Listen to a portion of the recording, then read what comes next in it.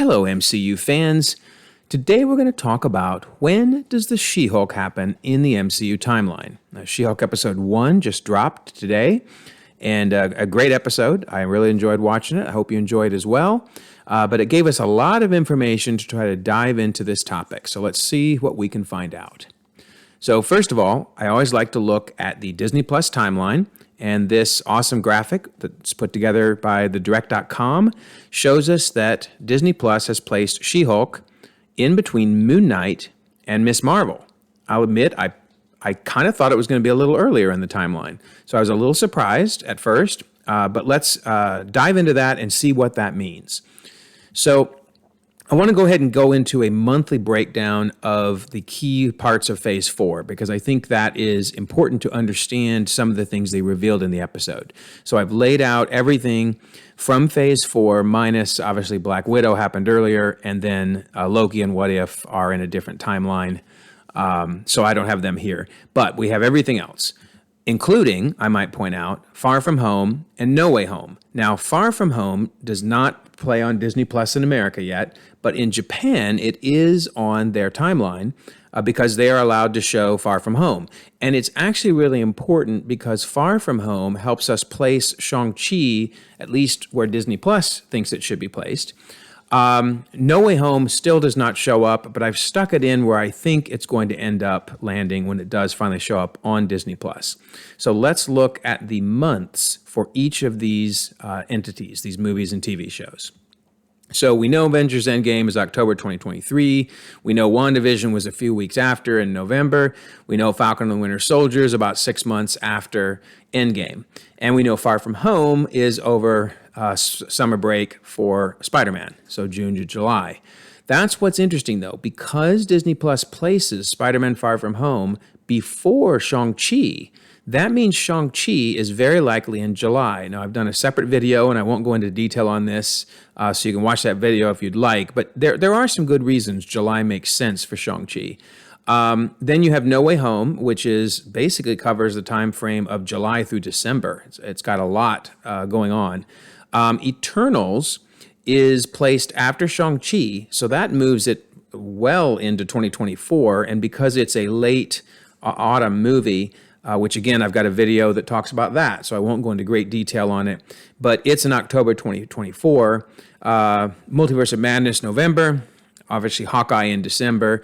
Moon Knight, a lot of controversy. A lot of people place it in 2024 for reasons that, again, I've got a video on that if you'd like to watch it, but Disney Plus puts it in April of 2025, and then Ms. Marvel is a September 2025, although one last time, I'll say it again, lots of controversy. Several people put it in June of 2025, and I've got a video that talks about that.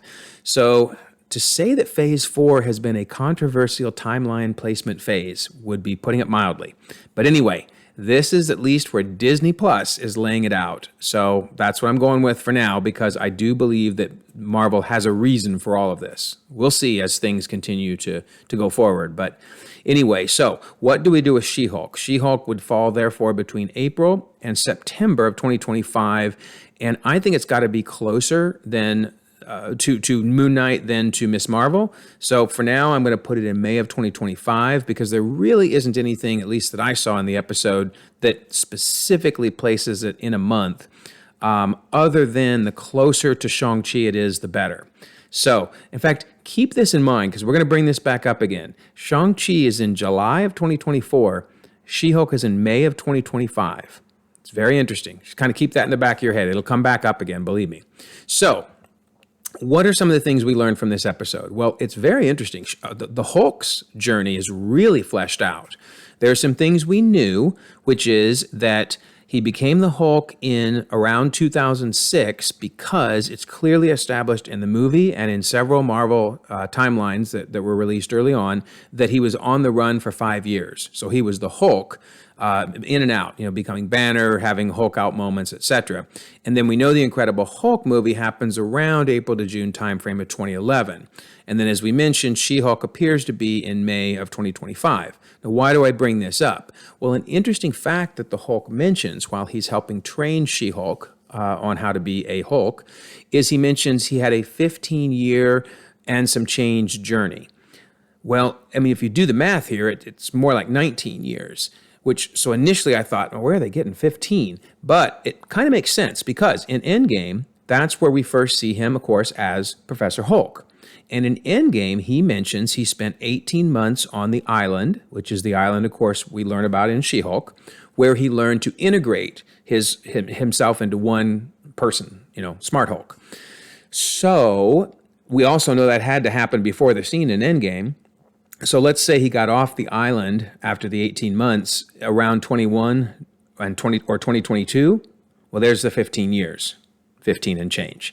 So I think what he was trying to tell She-Hulk was not it took him 15 years to present day, but that it took him 15 years to integrate himself, to get under control and to be what he is today. So that actually really works out and seems to further establish this 2006 year as when he first became Hulk and began this crazy journey.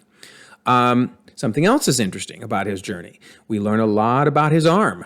At the end of Endgame, when he snaps, he injures his arm, obviously, and that's October 2023. Then we see him in Shang-Chi, he's human now, and he has a sling on. And I guess what I certainly didn't notice or didn't know what to do with was the device. You can see the device even in this picture down on his left arm.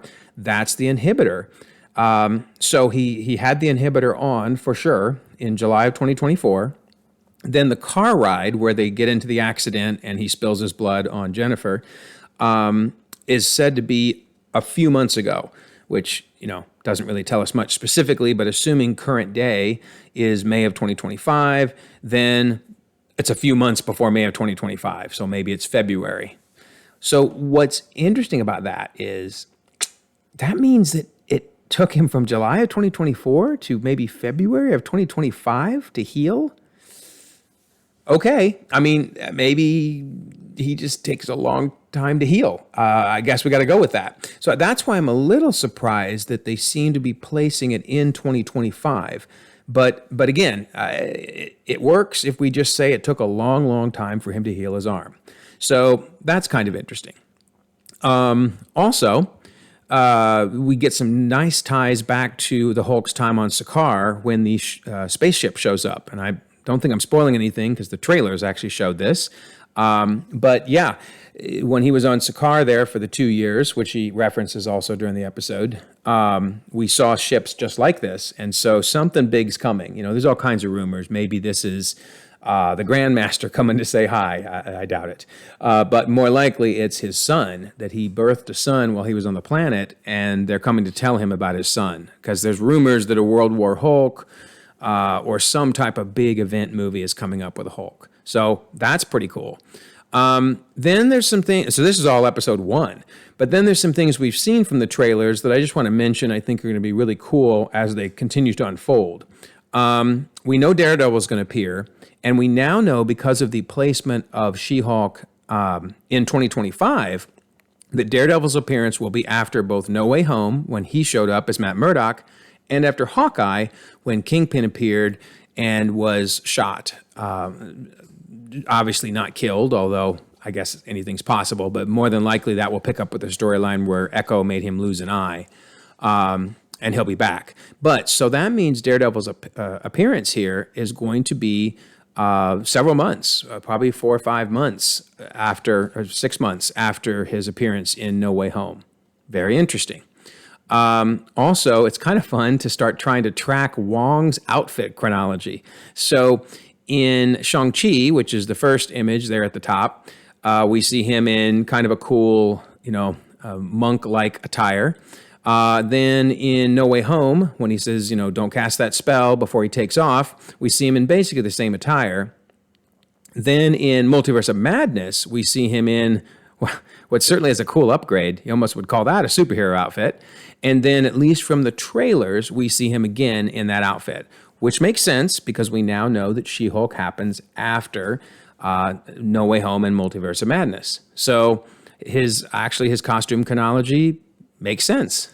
It's kind of cool. And then we still have an answer, hopefully waiting in the wings, of why on earth Wong and Abomination were cage fighting. Certainly that's going to get answered as time goes on. But so just some exciting things that will be coming down the road with She-Hulk. So lots more to come, like I say. I'm excited. I think it was a good first episode. I'm looking forward to the rest. How about you? Did you like it? What did you think about it? What do you think about its placement on the timeline? What do you think about the fact that it certainly seems that his arm has been healing for a really long time? Do you think I got the math right or got the math wrong? Give me your comments. I'd love your feedback. This is just an initial take on it, but certainly it appears like this is an accurate view of at least what they've told us so far. So I'd love your opinions. If you'd like the video, that'd be great. You can subscribe. There's a lot more videos you can watch. And in the meantime, continue to enjoy the ever-expanding, ever-growing Marvel Cinematic Universe.